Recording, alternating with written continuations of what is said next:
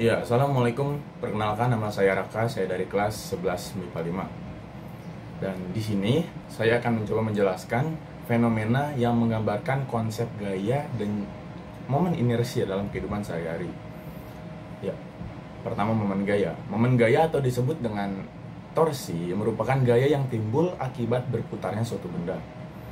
Besarnya gaya yang bekerja mengakibatkan benda itu berotasi, dan besar momen gaya yang dihitung berdasarkan sumbu putaran dan letak gaya. Dan juga besaran gaya pada benda yang berotasi juga merupakan besaran vektor. Momen gaya merupakan salah satu bentuk usaha untuk berputar dengan salah satu titiknya sebagai titik acuan. Dimensi dari momen gaya adalah ml kuadrat T min kuadrat. Dan momen gaya mempunyai satuan internasional Newton meter. Lalu pengertian momen inersia. Momen inersia adalah keadaan suatu benda untuk mempertahankan posisinya, yaitu pada posisi diam atau posisi bergerak. Dan besarnya momen inersia suatu benda dipengaruhi oleh beberapa faktor seperti massa, bentuk, letak, sumbu putar, dan jarak ke sumbu putar benda. Rumusnya yaitu T sama dengan I kali A. Keterangannya yaitu T sama dengan torsi, I sama dengan momen inersia, dan A sama dengan percepatan sudut. Dan sekarang contoh penerapan momen gaya dalam kehidupan sehari-hari. Yang pertama, membuka pintu. Ketika kita menarik atau mendorong gagang pintu dengan gaya, pintu akan mengayun terbuka atau juga tertutup.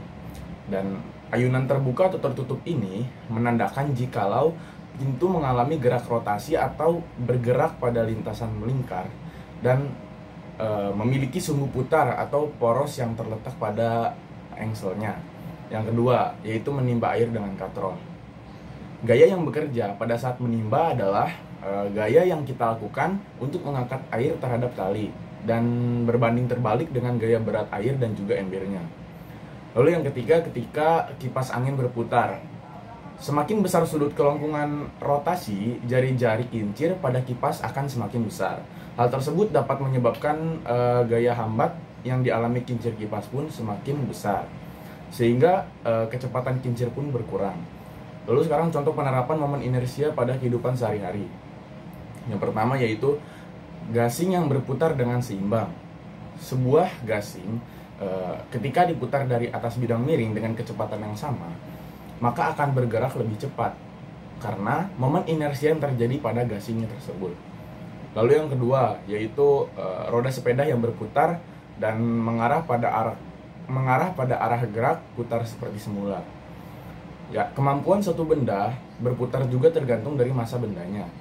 Semakin besar massa benda, maka akan semakin kuat untuk mempertahankan benda tersebut tetap berputar. Kemampuan gerak berputar benda disebut inersia rotasi.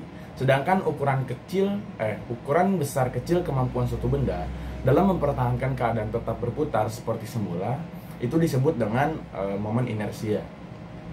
Lalu yang ketiga yaitu gerakan berputar seorang penari balet pada saat kedua tangannya direntangkan.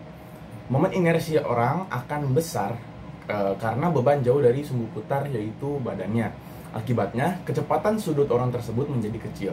Dan jika beban yang dibawa orang tersebut dirapatkan dengan menekuk, maka momen inersianya akan berkurang karena jarak beban ke sumbu putar juga berkurang, yang menyebabkan kecepatan sudut yang dialami beban bertambah besar. Ya, cukup sekian yang bisa saya sampaikan. Mohon maaf apabila kesalahan dalam perkataan. Terima kasih. Wassalamualaikum warahmatullahi wabarakatuh.